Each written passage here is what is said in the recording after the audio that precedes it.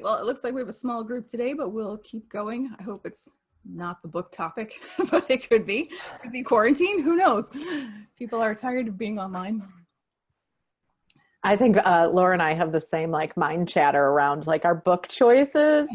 And so poor Laura, I was like, this book is really hard for me. Like I was really having a hard time connecting with it. And then I was like, oh my God, I just like amped this poor woman's mind chatter like through the roof. And I pushed through the book and I ended up really liking it and relating to it. It was just like a different type of read for me. So Yeah. don't have that mind chatter, Laura. You got it. I liked it. And I think, yeah, it is a book you kind of have to push through. But when I found that article that summarizes the whole thing, I was like, well, there it is.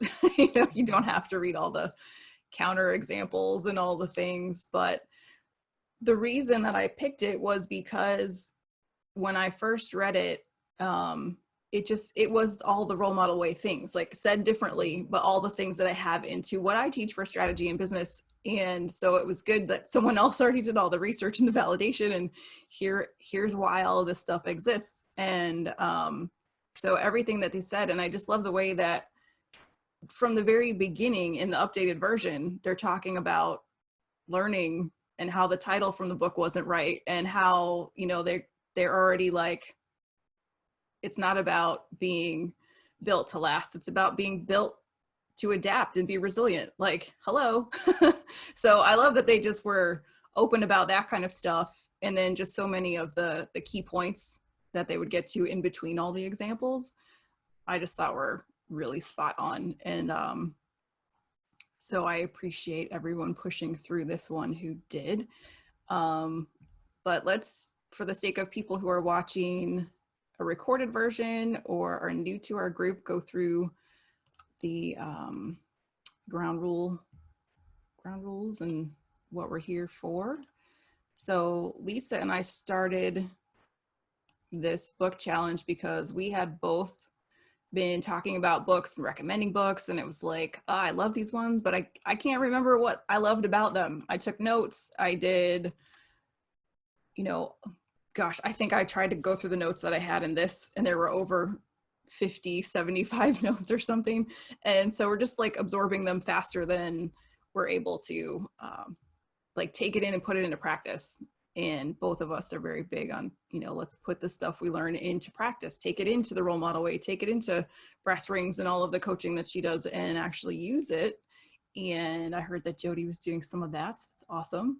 But let's see, our book today is Built to Last by Jim Collins and Jerry Porras. And they had wrote Good to Great. I hated Good to Great. It was so like, because the time that's gone by, the ones that they've said have gone to good to great have gone from good to great to not great again. And so that again is a point to, it's not really about being built to last. If that's not your goal, not everybody is here to stay around forever. We're here to solve problems and make an impact, right? And that might not serve the same over hundreds of years or whatever. So we would like to introduce everyone again, so people can be tuning in later and know who we are and why we're giving the points that we are. And then we'll do a round robin about our findings of the book, and then just comments. And so we are recording, so just watch what you're saying. Be respectful. Everyone has their own opinions. And then, you know, Lisa and I like to have fun, so we can do that too. These are sort of the questions. You can answer all of them, some of them, none of them. How helpful was this book for you? Like, was it relevant to your audience? So this book specifically is Built to Last. It's kind of more about entrepreneurs and starting a business, owning a business. But I think there's really all of the concepts I think you can bring down to your team level. So I'd like to hear from other people if you felt that way, or how you did turn an idea that they gave at a leadership level, senior leadership, down to like a team level. Were there other books that you've read that are similar, or concepts that you've read somewhere else? Maybe a favorite quote or point made in the book. And then, you know, what also did you not like about it? And then we kind of just, we're doing a thumbs up, thumbs down to just gauge everyone's interest in the book. And then for next year, so when we want to keep doing this and building on the continuous improving concept, next year we're building with the 80-20 rule, and we'll pick 20% of the books to read again. And then, because those are the ones that are going to make the biggest impact with us. And then next month, we're reading the 4 Agreements, which Lisa picked. This month was my pick. And that discussion will happen on May 28th at the same time. So with that, we can do introductions, and I'm just gonna, Lisa, you're next to me on the picture, so you're next. Gee, thanks, Laura.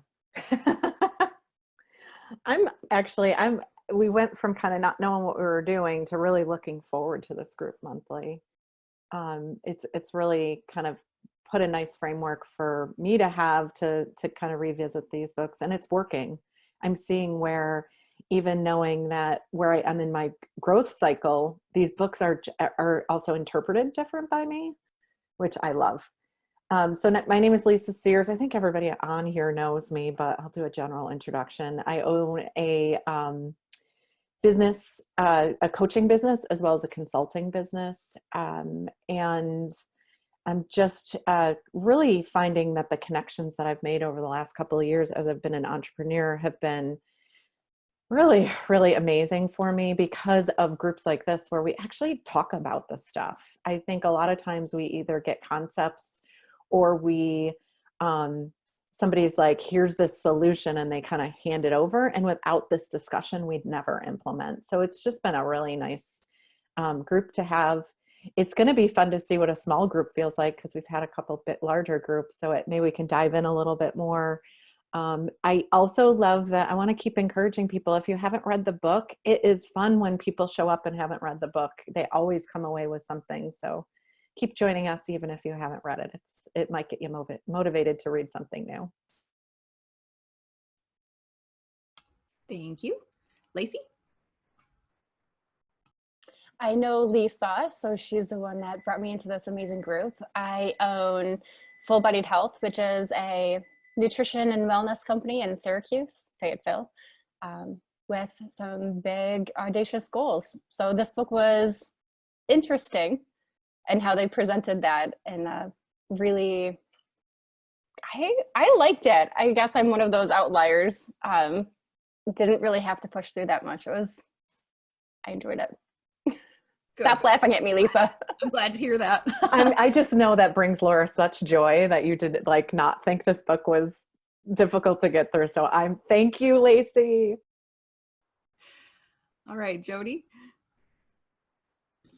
Hi, I'm Jody. I'm north of Syracuse. I'm in Pulaski. I've done a lot of sales, but most of it has been through a lot of different project management stuff. And my role is changing too in work and getting out there a little bit differently. So were we supposed to answer more about this book now? Or is that enough? Oh, right now it's just about you. Okay, that's me. Okay. Thank you for being here again. That's awesome. I like having, those of us who have been here several times. It's great. Speaking of, Adrienne, glad to have you here.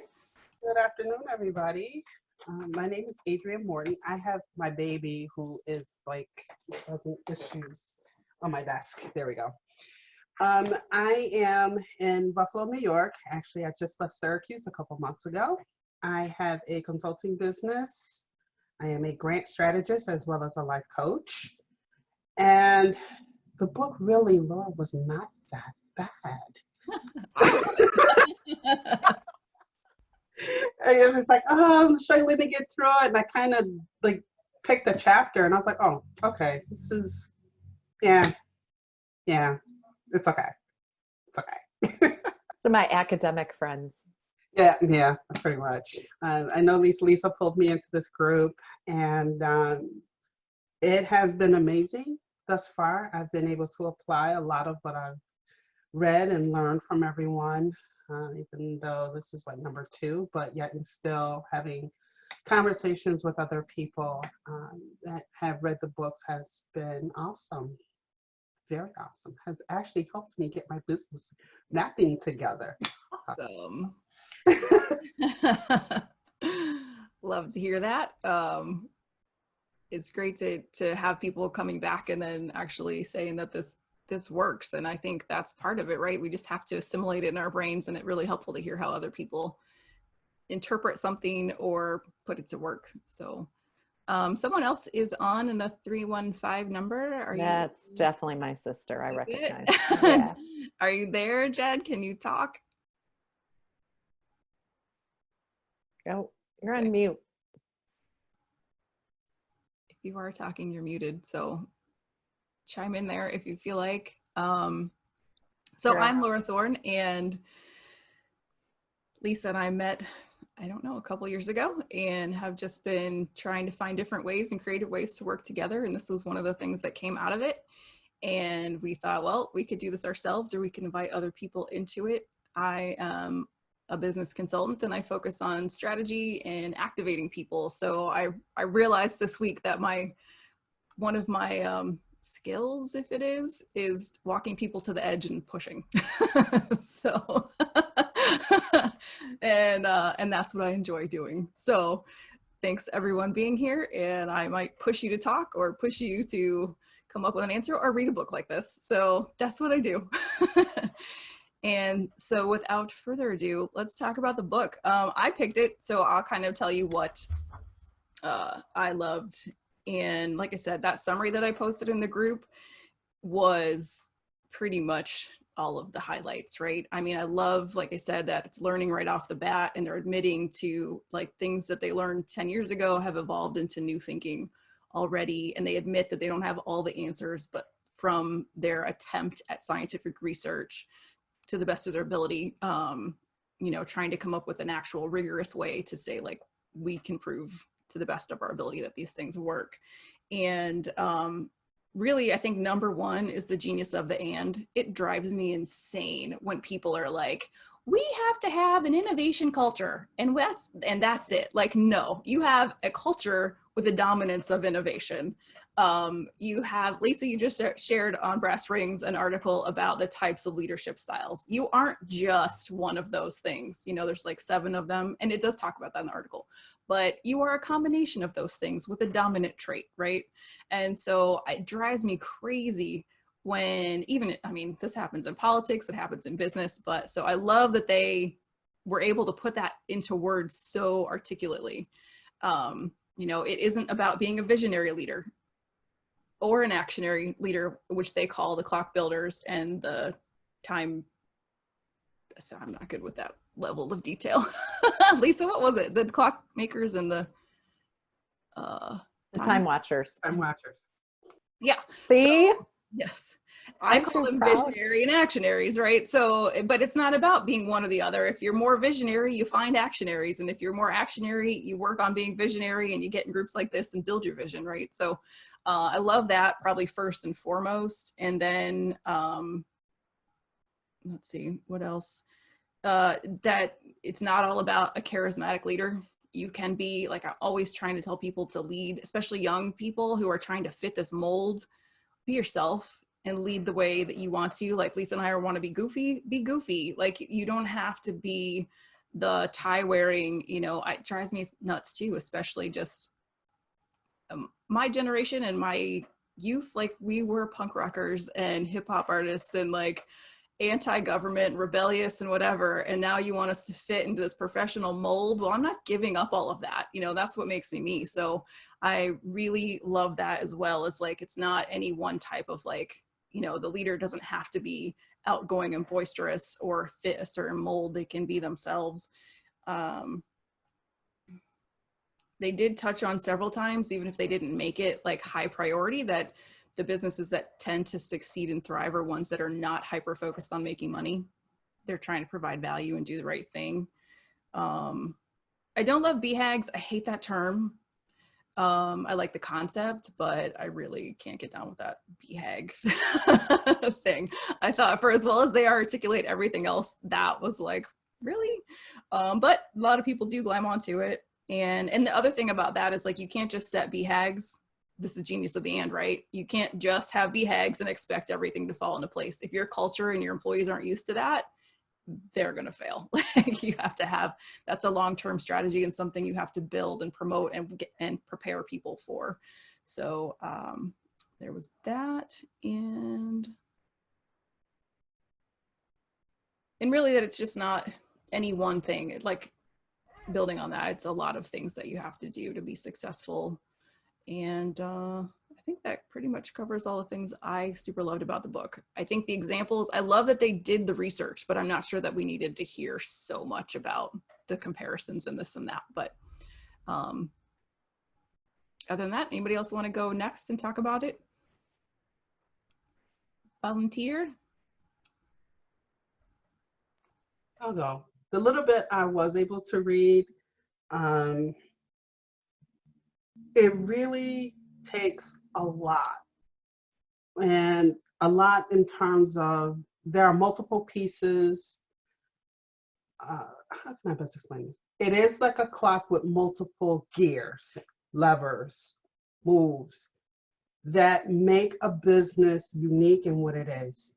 And I also realized those businesses that were not all about money, as I'm watching a lot of biotech businesses build here, those that are surviving are all about the community and giving back. They're primarily go-givers. So in thinking about that, and I've always been this round peg that never fit into a square hole. It whatever the way it's supposed to be said. I've never fit. I was not yes, I would wear the business suit, but for my generation, it was the skirt. I wore the pants. If I wanted to take my jacket off and be sleeveless, that's what I did. And the much time as I spent into the gym, I'm showing off my arms. And the other thing is, in working in higher education, a lot of kids don't know who they are. And it's like, be you. What does that mean? And for different people at different times, it means something different. So how I show up made some people uncomfortable. I'm in a business setting, and I was the person that would cut the tension. Like, all right, make a joke. Worst case scenario, I'm always the elephant in the room. I'll ask that one question, because it's not just this and get it done. Let's look at the bigger picture. I was the person that came from the academic side of the house, and I'm in student affairs. And I would ask those questions. When I was in academic affairs, I would always ask the student affairs type of questions, and I was always the person that came from the dark side. Go figure. But, looking at the time, what's relevant, what's going to work, and remaining flexible, that was what I had gotten out of just reading one chapter. But it wasn't that bad.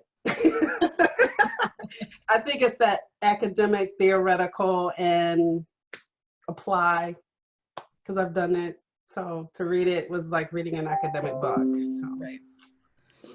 Awesome. Well, thank you for sharing. Do you think you'll finish reading more of it? Oh yeah, most definitely. I have like 4 or 5 books that I'm reading. Yeah.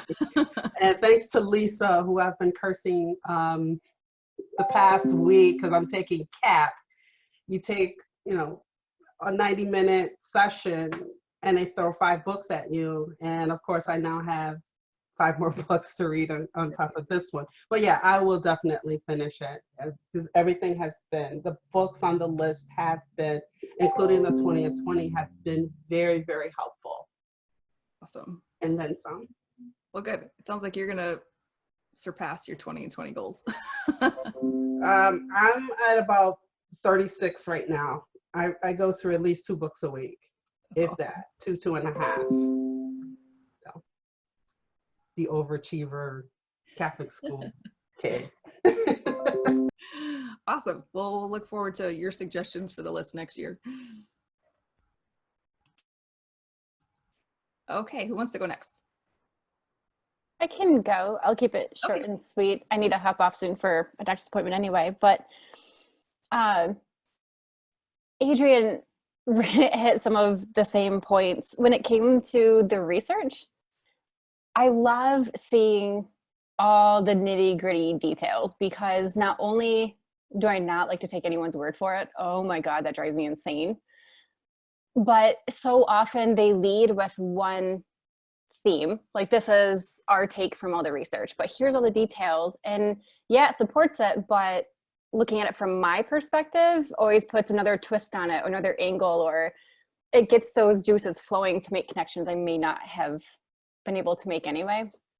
So I love seeking stuff like that out. There's one line that keeps jumping out: the visionary company, continued improvement is a way of life, not a fad. And I feel like so many businesses and companies, ones I've worked for in the past especially, it's like the theme of the month sometimes. Oh, now we're going to try this. And it, when you hold it up next to the companies that you can tell it's a genuine, no, this is actually just how we do things, so we don't have to shout it all over and beat over the head with it for 1 month. It's just, oh, it's so freaking cool. You get the best things out of it. And it led me to do a little bit of digging with Google, because they're known for their innovation. And Google, and I think Apple's one of them as well, they actually give their employees bonuses for experimenting and then scrapping the project. So tying in with the big hairy goals, like how cool is that? I look forward to establishing the same kind of a company where you can say, no, go do your own thing, and we're gonna thank you for following through with it and then scrapping if it needs to on your way to your big freaking goal. And Oh, see, I like big freaking goal better than I was just going to say that. I think it's the word like hag. yeah. yeah, Right? It's not the big hairy goal, it's hag. So what's funny, Paul and I were talking about that, and he was like, what's your BHAG? And I was like, the bag? I thought the H was like silent. Right. I'm like, no, it's a bag, right? Yes, audacious. I've noticed, and it ties in again with what Adrienne was saying, even adults not knowing who they are.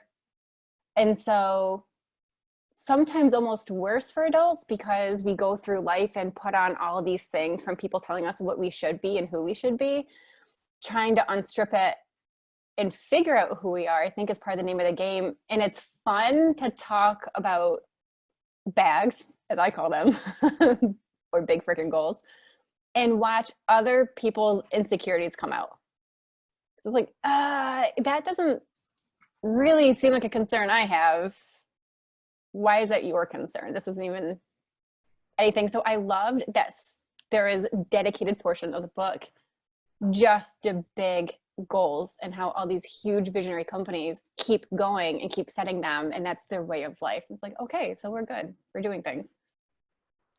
Yeah, that's awesome. And totally right.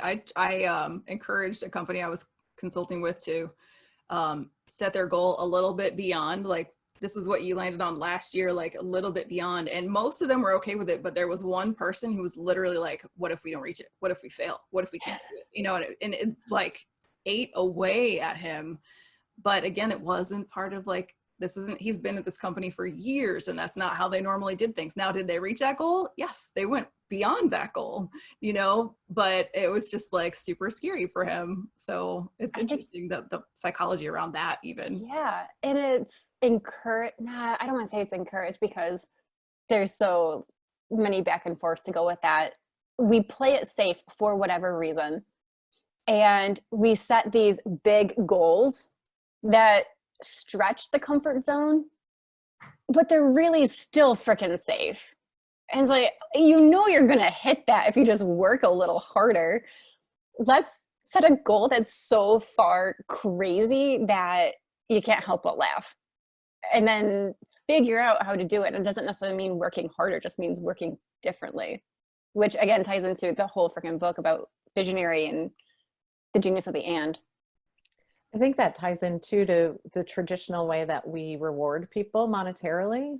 Like you described Google, it's a direct opposite way than some of my challenges when I was in financial services, like hit this number. So people would choose the goal that they knew because they would get a bonus for that. It's like, it's wired the opposite of the way that it should be.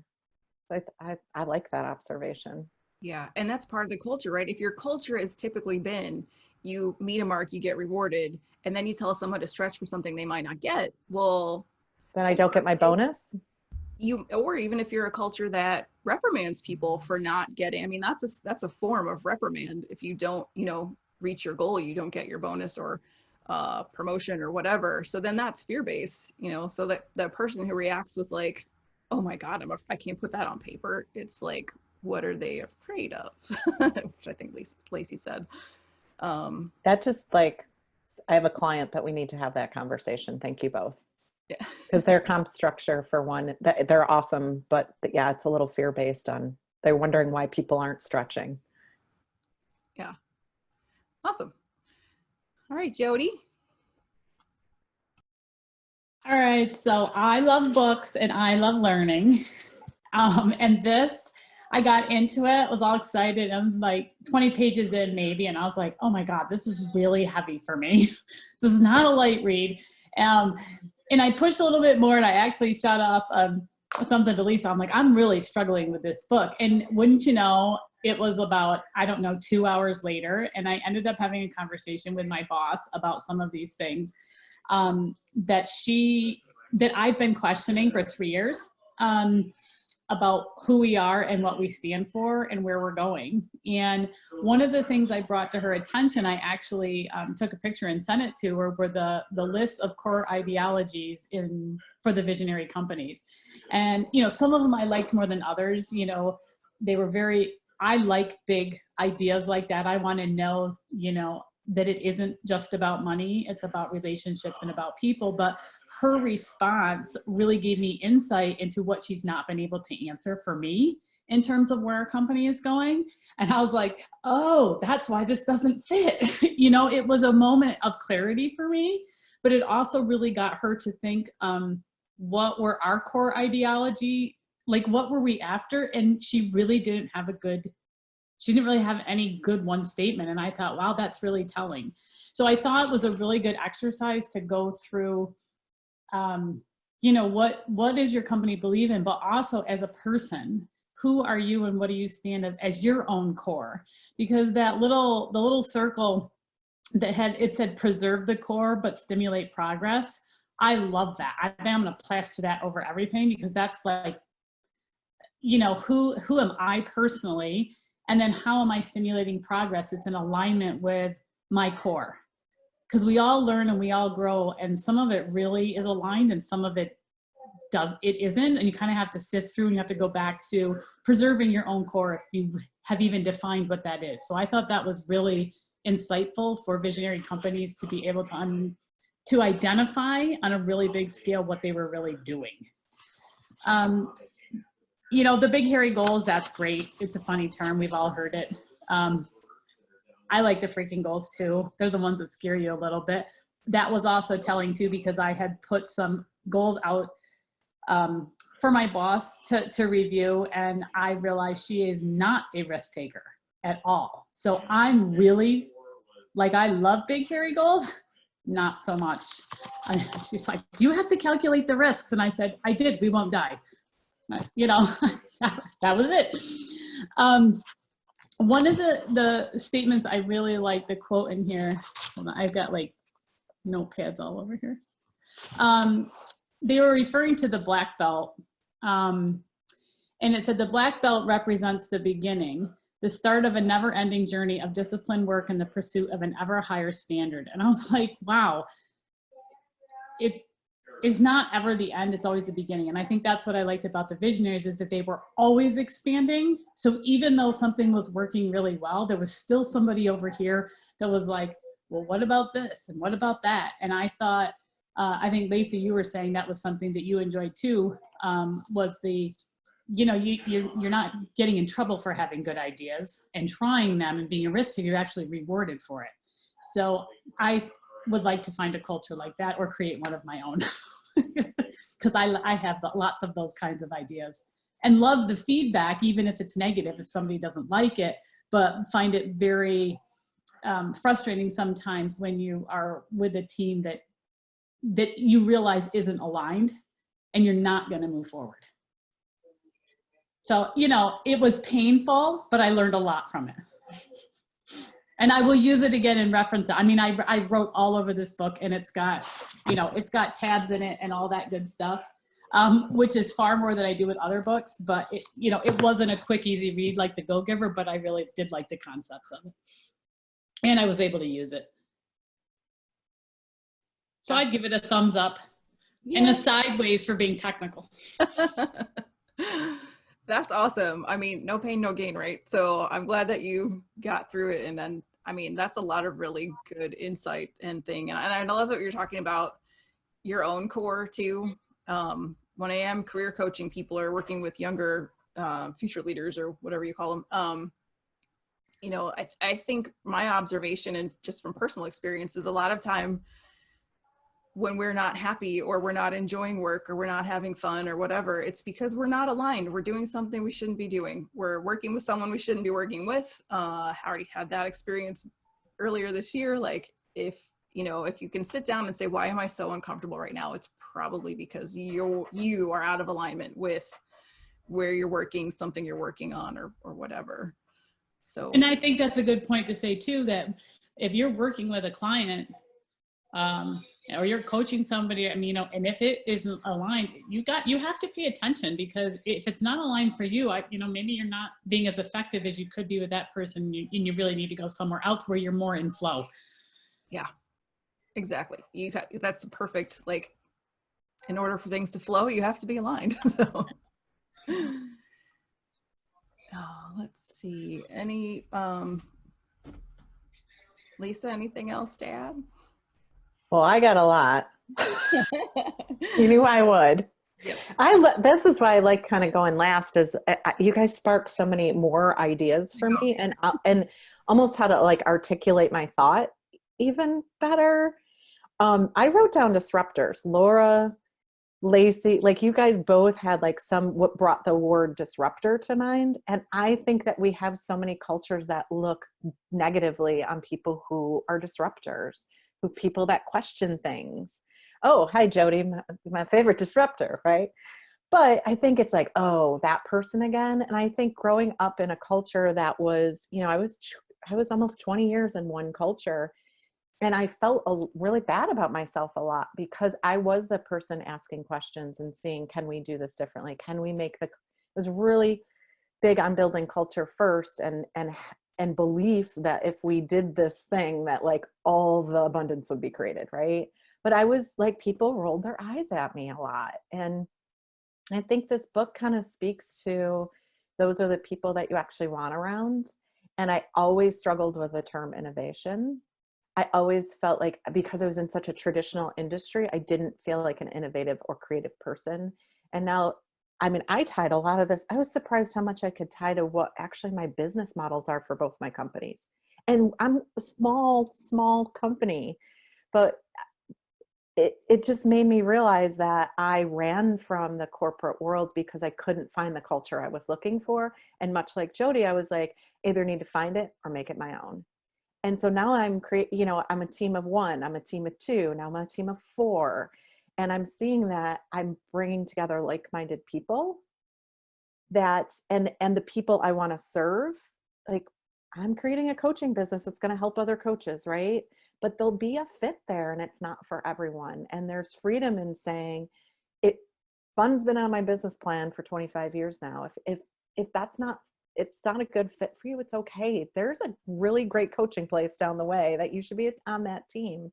And it gives you these boundaries that actually takes care of yourself and your business. So I really kind of like, my notes are like totally different than what I'm saying, which is kind of fun. Like it's fun to get sparked in that way. I can kind of check the boxes. Like I call it business essentials and foundations, but they call it kind of like, what are the fundamentals? And it's a broad spectrum of culture versus process. Like process is on one end, culture's on the other, and they're all essential. So I like that they have that kind of built in. What makes me, I think, innovative is, I almost want to say innovations like Go-Giver, right? Where I didn't really put it into that context. Clock builder. I'm a people process consultant. So this, like, to me was great. Like you have to build the system and process that allows other people to thrive, but it also like that sustainable business model. And like, would it matter if like I'm gone tomorrow? Like, how is my business sustainable? Because it's a consulting and coach. And I'm like, oh my gosh, no, I'm teaching other people what I know.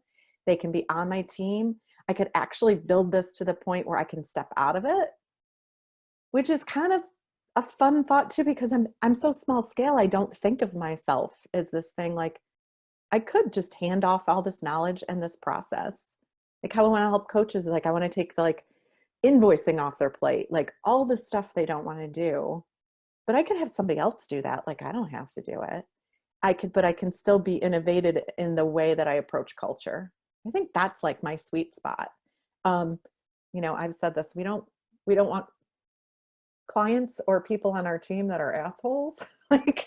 like that's our thing. And I think that might be an innovative idea. I think a lot of people, you know, will allow a lot of, I think you need diversity on a team, but I think you can have a common groundwork of ethics, values, that kind of stuff, and attract those people. So I hit on culture. Okay, so I definitely don't like BHAG because of the word hag. I don't know, like it reminds me like mean stuff we say to women, right? So I think it's more like that. I do love big goals with pilot programs. Like this book made me realize like I have always been that person in every place that I worked. I'm like, I want 3 pilots a year. I want to give a group of people that are bought in and willing to give their time to do a pilot with me and let it be okay if it fails. Like I've just naturally always done that, which is why I think I could step away from the corporate. Like it was a superpower when it was scary to be a coach, right? Because I kind of was like, I can just go try this, be myself, and it's a pilot. Like everything I do is a pilot, and I'll decide if I want to do it or not.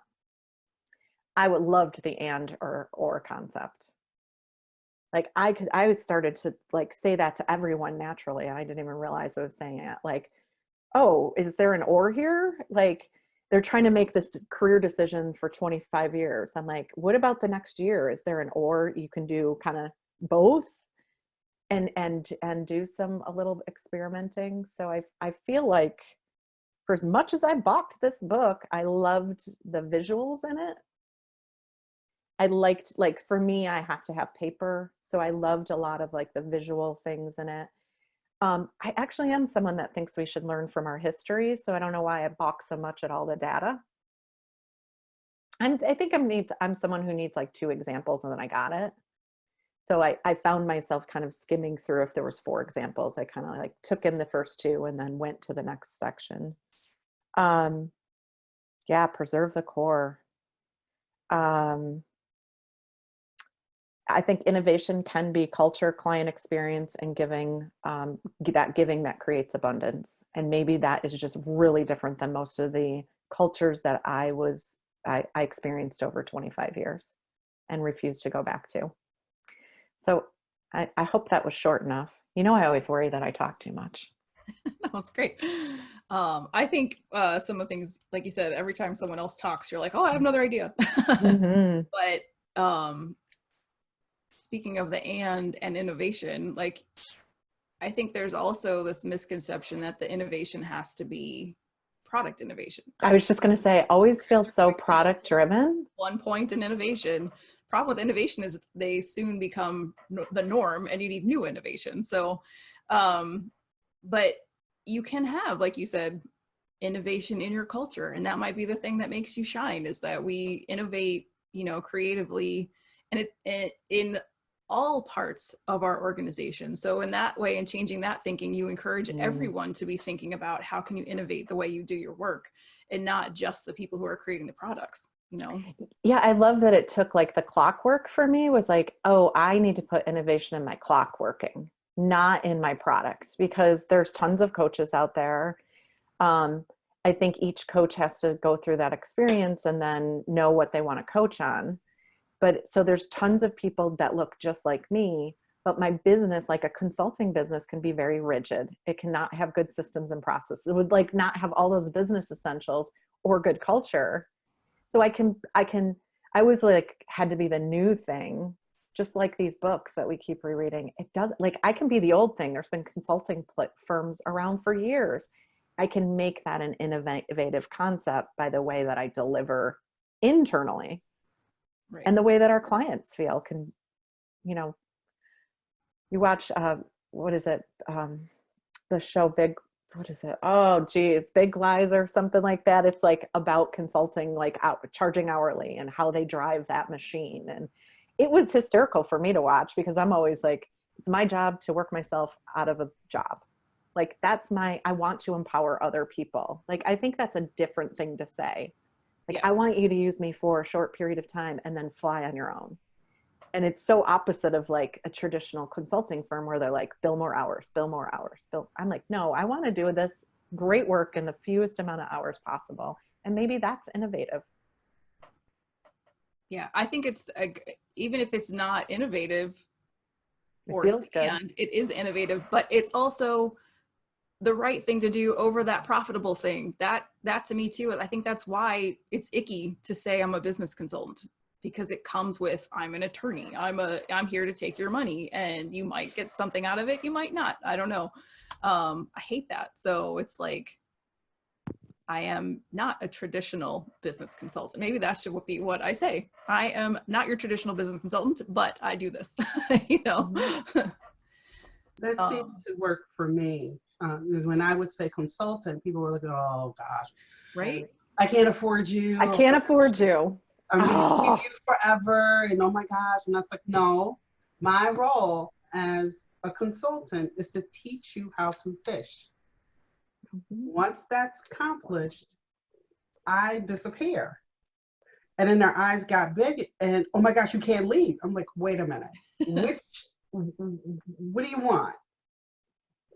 First, you're concerned about how much it's going to cost you. You're going to keep me forever, versus me telling you, I'm going to walk you through this, coach you through this.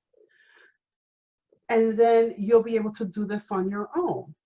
Mm-hmm. It's one or the other. And my core is to teach you how to fish. That is what an educator does, not a teacher. And there's a difference between the two. So when I've given that example, okay, well, if you're going to walk away, can we call you? You can call me if you have a quick question. That's fine. I'll hash it out with you and you take it from there. But let it be a gray area. Please don't come back with a whole nother contract with the same thing. Well, don't you feel like that allows you to say, okay, for a year, we're going to take this one step forward.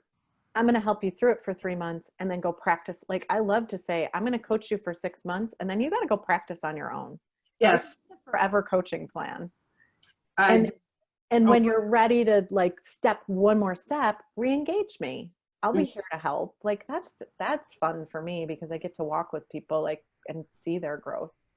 I don't think we always get to see all of that comes back to your own core ideology on how you want to work with others. I said that to Lisa the other day. I hate the word coach. I won't use it. I've been resisting that for a long time, but it is what I do. And it just is. So I like educator versus teacher. I was an educator, but I lost my train of thought there. It's walking. But it really is based on what works for you. Because again, it goes back to your flow. That's your own core. And I said to Lisa the other day, I was like, I don't really want to work with people longer than 6 months. I'm bored. I need to move on. I need something else for myself. I don't want to go on a 10-year journey. I will check back in, but I want to do this little piece with you and again, set you free. And so I think when you're talking about core ideologies and the culture that you're trying to build for your own little business, it's like what works for them. What is the basic they believe? I like this. I don't like this. I want to do this on a big scale. And then you can break down into all those other little pieces, like the mechanics of it. But the idea is so much bigger. And I think sometimes people just lose sight of that. It's always the dollar goal And it's never the purpose goal, if that makes sense. Makes perfect sense. And it's all about, or I don't want to do this here, you do it. It's a very And most narrow consultants focus. don't want to be doers, do they, Adrienne? No. I just had this conversation yesterday with a client that I said, I finally said, listen, you know, we were talking about one thing and I said, listen, I need to change the conversation. Now, how we went from shopping at BJ's to, I need to change my contract with you because this isn't working out for me. And that's exactly how I said it. It's like, I don't want to do this work. Like, that's a great realization in our business. It's like what we don't want to do is just as important. But I think that's part of the innovation, I think, too, as you're developing program, as you're developing culture, as you're developing the mechanics even, is I like it, I don't like it. I like it, I don't like it. And sometimes I think we don't allow ourselves to say we like it or don't like it. Just, I don't know why. Why do we do that?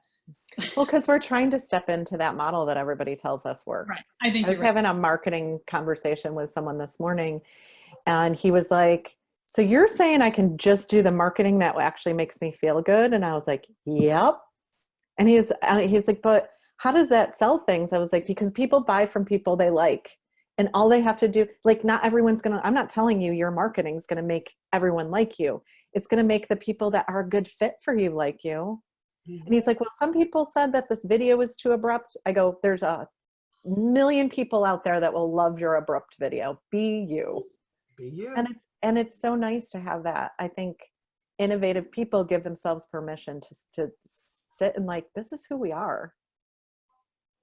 I think that's the best part. There goes that permission sticker again. I gotta order those.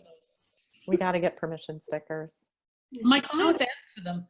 Jody, how do you think, like, I know that you're kind of starting on a separate an or, right? Or an and. It's never A and B. There's always a C. Yes. So like the and, like I can do this and this. Like, do you think this book is helpful for you when you're thinking about like what that engagement looks like? I do, because like I said, I think it was eye-opening when I was talking about the core ideologies where I've been trying to be, you know, a square peg in a round hole. And it's not, I'm realizing more and more why it doesn't work. And because at the core, it's not the same. And I think you really do need to be aligned with the people that you're working with and who's on your team. So it was enough insight as I'm building my fourth or fifth other thing of how is this one going to look now? What have I learned from each of those pieces that now I'm going to put into here that I can apply as my core and the people that I want to work with in the network I want to work with? Does that answer your question? Yeah. I think the other thing too that I noticed with the clock, like sometimes I think of the gorgeous clock that has all the intricate pieces, but the clock with 3 cogs still works. And so sometimes I think we build these like intricate things, and sometimes a simple clock is just as good to run on. That's funny. I was working on a logo for this new venture, and I already have it. It's quite permanent. And the marketing person had like tried to like fancy it up, and I was like, I want it to look just like this. It's simple. I don't need any more, because that's how simple it is, and because that's me. They're like, oh, yeah, that. And I think we have to take a stand sometimes and do that. That this is what we're about. So. Yeah. That's how my clock's built. Yep, pretty simple. Mm-hmm. And simple works. Clocks, the arms still go around. Yep. Well, awesome. This has been terrific discussion, and way more fun than I thought. Just kidding. Poor Laura. I love it. I love the dynamic she and I have. It's really enjoyable for me. Yes, I'm looking forward to your next frou-frou book. Isn't that great? She's definitely going to struggle with the first chapter of this. Most people struggle with it. But you know what? All these technical books and all the foo-foo books are so intertwined. You have to have them both. You have to. You have to. Yeah, and that's what, when we were putting it together, I was like, this is perfect, because my books are going to be strategic and a little bit more technical or whatever. And then Lisa's a little more frou-frou. And then, She needs to stop when calling we me frou-frou. alternate those, well, they're all up in the fields and you know how that does. I know, it makes you super uncomfortable. I love it. Yes. And the mine make you uncomfortable. So we're pushing ourselves in our awesome. zones, which is perfect. And so I'm thumbs ups. Others? Thumbs up. Right, we're gonna have a hard time picking books next year. It'll be fun to send that survey out. I have plenty of foo-foo books. Yeah. One thing I noticed, we're all we fall under the unmanageables. You know, none of us, I think, because the fact that we are working for ourselves and putting in that time and dedication is because we have not necessarily fit to where we were in the traditional sense. And so we're like, all right, I'm going to just create my own, you know? I think that, life. I think in our feed, like, I think it would be, I think encouraging the people that are working in it, like Robin, I think it's Kim, some of the people that are working in a more corporate setting, to encourage them to watch this and then maybe give us from that lens too. Maybe they could just drop something in the lens or, like in the feed. Right. Definitely. I think it'd be fun because it does bring me right back to my corporate world.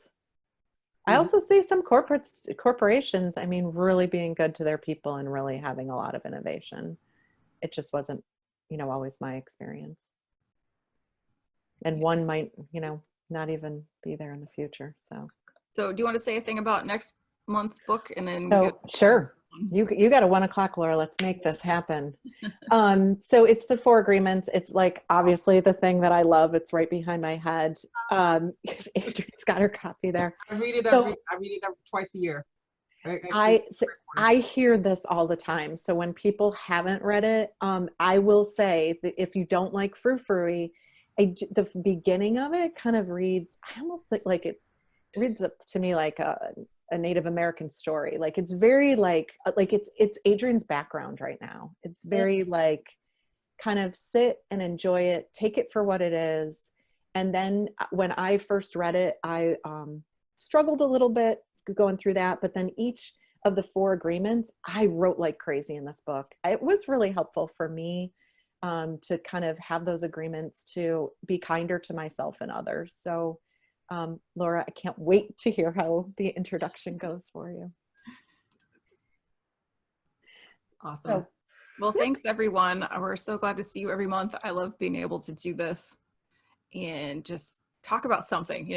I was on a call the other day and it was a networking thing and there was like nothing to say. We're all just at home doing nothing. So I like having something to focus the conversation on. It's fantastic. Yeah. So, but I'm going to shut us down and we'll see you in a month. Feel free to comment like in, the group as you're reading, if you see, something you like or didn't like or whatever. We can make fun of BHAGs, whatever. BHAG gifts. Have fun. All right.